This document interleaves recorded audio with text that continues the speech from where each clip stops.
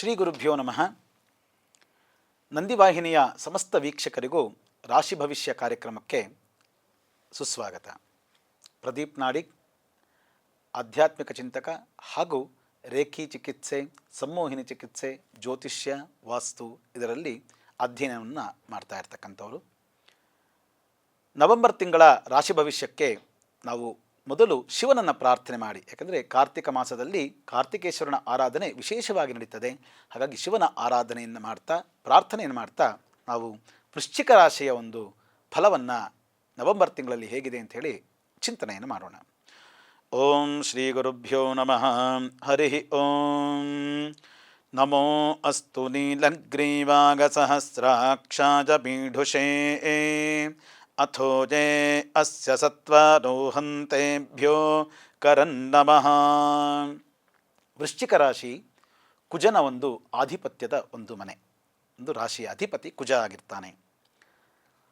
ಈಗ ನವೆಂಬರ್ ತಿಂಗಳಲ್ಲಿ ಆಗಲೇ ಈ ಅಕ್ಟೋಬರಲ್ಲಿ ಗುರು ತನ್ನ ಕ್ಷೇತ್ರವನ್ನು ಬದಲಾವಣೆ ಮಾಡಿದ್ದಾನೆ, ತನ್ನ ರಾಶಿಯನ್ನು ಬದಲಾವಣೆ ಮಾಡಿ ಈಗ ಒಂದು 30-40 ದಿನಗಳ ಕಾಲ ವಕ್ರಗತನಾಗಿ ಅವನು ತನ್ನ ಉಚ್ಚಕ್ಷೇತ್ರನಾಗಿರ್ತಕ್ಕಂತಹ ಕರ್ಕಾಟಕ ರಾಶಿಗೆ ಆಗಮಿಸ್ತಾ ಇದ್ದಾನೆ. ಮತ್ತು ವಾಪಸ್ ಅವನು ಡಿಸೆಂಬರಲ್ಲಿ 4-5ನೇ ತಾರೀಕಿಗೆ ತನ್ನ ಮಿಥುನ ರಾಶಿಗೆ ಬರ್ತಾನೆ. ಮತ್ತಿನ್ನವನು ಬರುವಂಥದ್ದು 2026 ಮೇಯಲ್ಲಿ ಅವನು ಮತ್ತೆ ಉಚ್ಚಕ್ಷೇತ್ರವಾಗಿರ್ತಕ್ಕಂಥ ಕರ್ಕಾಟಕ ರಾಶಿಗೆ ಬರ್ತಾನೆ. ಅಲ್ಲಿವರೆಗೂ ಎಲ್ಲ ರಾಶಿಗಳಿಗೂ ಅವನು ಆ ಒಂದು 30-40 ದಿವಸಗಳಲ್ಲಿ ಒಳ್ಳೆಯ ಫಲ ಮತ್ತು ಮಿಶ್ರ ಫಲವನ್ನು ಹೇಗಿರುತ್ತೆ ಅಂತ ತೋರಿಸ್ತಾ ಇದ್ದಾನೆ. ಅದರಲ್ಲಿ ವೃಶ್ಚಿಕ ರಾಶಿಯವರಿಗೆ ನಾವು ನೋಡೋಣ.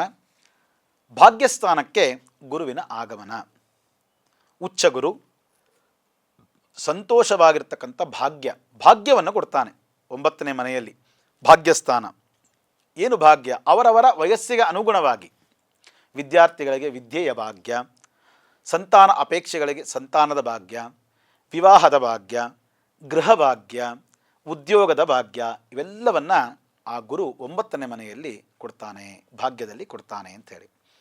ಅಂದರೆ ಈ ಒಂದು ತಿಂಗಳ ಕಾಲದಲ್ಲಿ ಅದರ ಸೂಚನೆಯನ್ನು ಕೊಡ್ತಾ ಹೋಗ್ತಾನೆ.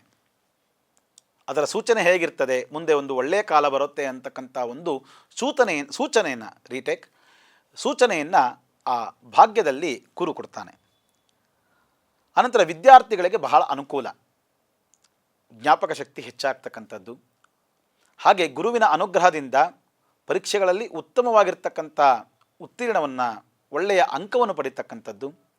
ಹಾಗೆ ಮೇಧಾಶಕ್ತಿ, ಗ್ರಹಣಶಕ್ತಿ ಇವೆಲ್ಲವನ್ನು ವೃಶ್ಚಿಕ ರಾಶಿ ವಿದ್ಯಾರ್ಥಿಗಳಿಗೆ ಗುರು ಫಲವನ್ನು ಕೊಡ್ತಾನೆ.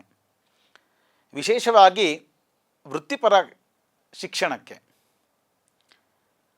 ಕಾನೂನಾಗಿರ್ತಕ್ಕಂಥದ್ದಾಗ್ಬೋದು, ಇಂಜಿನಿಯರ್ ಆಗ್ತಕ್ಕಂಥದ್ದಾಗ್ಬೋದು, ಅಥವಾ ವೈದ್ಯಕೀಯ ಶಿಕ್ಷಣ ಆಗ್ಬೋದು, ಇದರಲ್ಲೆಲ್ಲ ಕೂಡ ವೈದ್ಯಕೀಯ ಶಿಕ್ಷಣ ಆಗ್ತಕ್ಕಂಥದ್ದು, ಇದರಲ್ಲೆಲ್ಲ ಆ ಗುರು ಒಳ್ಳೆಯ ಭಾಗ್ಯ ಫಲವನ್ನು ಕೊಡ್ತಾನೆ. ಆರ್ಥಿಕದಲ್ಲಿ ಒಳ್ಳೆಯ ಫಲವನ್ನು, ಅಂದರೆ ಫೈನಾನ್ಷಿಯಲ್ ಸ್ಟೇಟಸ್ ಏನಿದೆ ಅದರಲ್ಲಿ ಒಳ್ಳೆಯ ಫಲವನ್ನು ಗುರು ಕೊಡ್ತಾ ಹೋಗ್ತಾನೆ. ಅಂದರೆ ಬರ್ತಕ್ಕಂಥ ಹಣವನ್ನು ಹೇಗೆ ನಾವು ವಿನಿಯೋಗವನ್ನು ಮಾಡಬೇಕು, ಎಲ್ಲಿ ನಾವು ಅದನ್ನು ಹೂಡಬೇಕು, ಇದೆಲ್ಲವನ್ನು ನಾವು ಯೋಜನೆ ಮಾಡಲಿಕ್ಕೆ, ಪ್ಲ್ಯಾನ್ ಮಾಡಲಿಕ್ಕೆ ಇದು ಒಳ್ಳೆಯ ಒಂದು ಸಂದರ್ಭ ವೃಶ್ಚಿಕ ರಾಶಿಯವರಿಗೆ. ಸಂತಾನ ಅಪೇಕ್ಷೆಗಳಿಗೆ ಒಳ್ಳೆಯ ಒಂದು ಸುಸಂದರ್ಭ. ಭಗವಂತನ ಅನುಗ್ರಹಕ್ಕೆ ಪಾತ್ರರಾಗಿ ಸತ್ಸಂತಾನವನ್ನು ಪಡೀಲಿಕ್ಕೆ ಇದು ಒಳ್ಳೆಯ ಒಂದು ಕಾಲ. ಮತ್ತು ರಾಶಿಯಲ್ಲಿ ಕುಜ ಬರೋದರಿಂದ, ಕುಜನ ಅನುಗ್ರಹದಿಂದ ಒಳ್ಳೆಯದಾಗ್ತದೆ. ಹಾಗೆ ಸ್ವಲ್ಪ ಅನಾರೋಗ್ಯದ ಚಿಹ್ನೆಗಳು ಸ್ವಲ್ಪ ಕಾಣಬಹುದು. ಅಂದರೆ ಚರ್ಮದಲ್ಲಿ ಸ್ವಲ್ಪ ತೊಂದರೆ ಆಗ್ತಕ್ಕಂಥದ್ದಾಗ್ಬೋದು, ಮುಖಭಾಗದಲ್ಲಿ ಸ್ವಲ್ಪ ಪ್ರಾಬ್ಲಮ್ ಆಗ್ಬೋದು. ಮುಖಭಾಗದಲ್ಲಿ ಅಂತ ಹೇಳಿದ್ರೆ ಕಣ್ಣಿನ ಅಂಶವಾಗ್ಬೋದು, ಅಥವಾ ಮೂಗಿನೆಲ್ಲ ಆಗ್ಬೋದು, ಅಥವಾ ಕಿವಿಯೆಲ್ಲ ಆಗ್ಬೋದು. ಇದರಲ್ಲಿ ನಮಗೆ ಅನಾರೋಗ್ಯದ ಚಿಹ್ನೆಗಳು ಸ್ವಲ್ಪ ಕಾಣಿಸ್ಬೋದು. ಹಾಗಾಗಿ ಸ್ವಲ್ಪ ಅದರ ಬಗ್ಗೆ ಎಚ್ಚರಿಕೆ ಇರಲಿ. ಚರ್ಮದಲ್ಲಿ ತೊಂದರೆ ಅಂತ ಹೇಳಿದಾಗ ಯಾವುದಾದ್ರು ನಾವು ಬೇಡದೇ ಇರತಕ್ಕಂತಹ ಕೆಲವೊಂದು ಕ್ರೀಮ್ಗಳನ್ನು ಬಳಸುವಂಥದ್ದಾಗ್ಬೋದು. ಅದರಲ್ಲಿ ಸ್ವಲ್ಪ ಬಳಸಬೇಕಾದ್ರೆ ನಮ್ಮ ಹೆಣ್ಮಕ್ಳು ಬಹಳ ಎಚ್ಚರಿಕೆಯಿಂದ ಬಳಸಿ. ಅಂದರೆ ಈ ಸಂದರ್ಭದಲ್ಲಿ ನಮಗೆ ಹಿಂದೆ ಅದೇ ಒಂದು ಆಯಿಂಟ್ಮೆಂಟ್ ಹಚ್ಚಿದ್ರೂ ಕೂಡ ಒಳ್ಳೆಯ ಫಲ ಸಿಕ್ಕಿರ್ಬೋದು. ಆದರೆ ಅದು ನೋಡದೆ ನಾವು ಬೇರೆ ಯಾವುದೋ ಒಂದು ಆಯಿಂಟ್ಮೆಂಟ್ ಹಚ್ಚಕ್ಕಂಥದ್ದಾಗ್ಬೋದು, ಅಥವಾ ಸೌಂದರ್ಯ ವರ್ಧಕಗಳಿದ್ದಾವೆಲ್ಲ ಅದನ್ನು ಹಚ್ಚೋವಂಥದ್ದು, ಅದು ವ್ಯತಿರಿಕ್ತ ಪರಿಣಾಮ ಬೀಳುವಂಥದ್ದು ಒಂದು ಸಂದರ್ಭ ಇದೆ. ಬಹಳ ಎಚ್ಚರಿಕೆಯಿಂದ ವೃಶ್ಚಿಕ ರಾಶಿ ಹೆಣ್ಣುಮಕ್ಕಳು ಬಹಳ ಎಚ್ಚರಿಕೆಯಿಂದ ಇರಬೇಕು. ಆದರೆ ನಂತರ ಶುಕ್ರನಿಂದ ಒಳ್ಳೆಯ ಫಲ ಇದೆ. ಸುಖ ಪ್ರಾಪ್ತಿ, ಅನಂತರ ವಿವಾಹ ಪ್ರಯತ್ನ, ಶುಭ ಕಾರ್ಯಗಳಿಗೆ ಒಳ್ಳೆಯ ಒಂದು ಯೋಜನೆಯನ್ನು ಮಾಡಬಹುದು. ಯಾವುದೋ ಒಂದು ಸೈಟ್ ತೊಗೋಬೇಕು ಅಂತಕ್ಕಂಥದ್ದು ಇರಬಹುದು, ಭೂಮಿ ಪೂಜೆ ಮಾಡ್ತಕ್ಕಂಥದ್ದು ಇರಬಹುದು, ಅದಕ್ಕೆಲ್ಲ ಒಳ್ಳೆಯ ಒಂದು ಶುಭ ಪ್ರಯತ್ನವನ್ನು ಮಾಡಬಹುದು ಅಂಥೇಳಿ. ಆದರೆ ನಾವು ಆಸ್ತಿಯನ್ನು ಕೊಂಡುಕೊಳ್ಬೇಕಾದ್ರೆ ಬಹಳ ಸ್ವಲ್ಪ ಎಚ್ಚರಿಕೆಯಿಂದ ಇರಬೇಕು. ಅದರ ಬಗ್ಗೆ ಯೋಚನೆ ಮಾಡಿ, ನೂರಾರು ಬಾರಿ ಯೋಚನೆ ಮಾಡಿ, ಅನಂತರ ಅದನ್ನು ಪೇಪರ್ಗಳನ್ನು ತಜ್ಞರಿಂದ ತೋರಿಸಿ, ಯಾಕೆಂದರೆ ಮೋಸ ಆಗುವಂಥ ಸ್ವಲ್ಪ ಚಾನ್ಸಸ್ಗಳಿದೆ. ಅದರ ಬಗ್ಗೆ ಈ ತಿಂಗಳಲ್ಲಿ ನೀವು ಆಸ್ತಿ ಖರೀದಿ ಅಥವಾ ರಿಜಿಸ್ಟ್ರೇಷನ್ ಇತ್ಯಾದಿಗಳನ್ನು ಮಾಡಿಸಬೇಕಾದ್ರೆ ಅದರ ಬಗ್ಗೆ ಸ್ವಲ್ಪ ಯೋಚನೆಯನ್ನು ಮಾಡಿ ವೃಶ್ಚಿಕ ರಾಶಿಯವರು ಮುಂದುವರಿಯೋದ್ರಿಂದ ಒಳ್ಳೆಯ ಫಲ ಇರ್ತದೆ. 16 ನಂತರ, ನವೆಂಬರ್ 16 ನಂತರ ರವಿಯಿಂದ ಸ್ವಲ್ಪ ಅಂದರೆ ಸೂರ್ಯನಿಂದ ಅನುಕೂಲವಾಗ್ತದೆ. ಪಂಚಮದಲ್ಲಿ ಶನಿ ಇದ್ದಾನೆ. ಮಾತನ್ನು ಕೊಡಬೇಕಾದ್ರೆ ಬಹಳ ಯೋಚನೆ ಮಾಡಬೇಕು. ಆನಂತರ ಸೈನ್ ಹಾಕ್ತಕ್ಕಂಥದ್ದಾಗ್ಬೋದು, ಅದರಲ್ಲಿ ಸ್ವಲ್ಪ ಯೋಚನೆ ಮಾಡಬೇಕು. ಹಣಕಾಸುಗಳನ್ನು ಇನ್ನೊಬ್ಬರಿಗೆ ಕೊಡ್ತಕ್ಕಂಥದ್ದಾಗ್ಬೋದು, ಅದರಲ್ಲಿ ಸ್ವಲ್ಪ ಯೋಚನೆ ಇರಬೇಕು. ನಮ್ಮ ಮಾತಿನ ಮೇಲೆ ಬಹಳ ಹಿಡಿತ ಇರಬೇಕು. ಏನೋ ತಟ್ಟಂತ ಮಾತಾಡಿಬಿಡ್ತೀವಿ, ಅದು ಒಂದು ಅರ್ಥಕ್ಕೆ ಹೋಗಿ 2 ಅರ್ಥ ಆಗಿ ವೈಮನಸ್ಸೆ ಬರ್ತಕ್ಕಂಥದ್ದಾಗ್ಬೋದು. ಮತ್ತು ಇನ್ನೊಬ್ಬರಿಗೆ ಹಾಸ್ಯ ಮಾಡುವಂಥ ಪ್ರವೃತ್ತಿ ಆಗ್ತಕ್ಕಂಥದ್ದು, ಅದೆಲ್ಲ ದೋಷ ಕಾರ್ಯಗಳಾಗ್ತದೆ.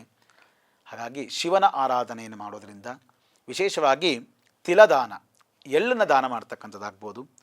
ವಿಶೇಷವಾಗಿರ್ತಕ್ಕಂಥ ರುದ್ರಪಾರಾಯಣ, ರುದ್ರನ ಅಭಿಷೇಕವನ್ನು ಮಾಡ್ತಾರೆ, ರುದ್ರದಿಂದ ಮಂತ್ರದಿಂದ ಅಭಿಷೇಕವನ್ನು ಮಾಡ್ತಕ್ಕಂಥದ್ದು.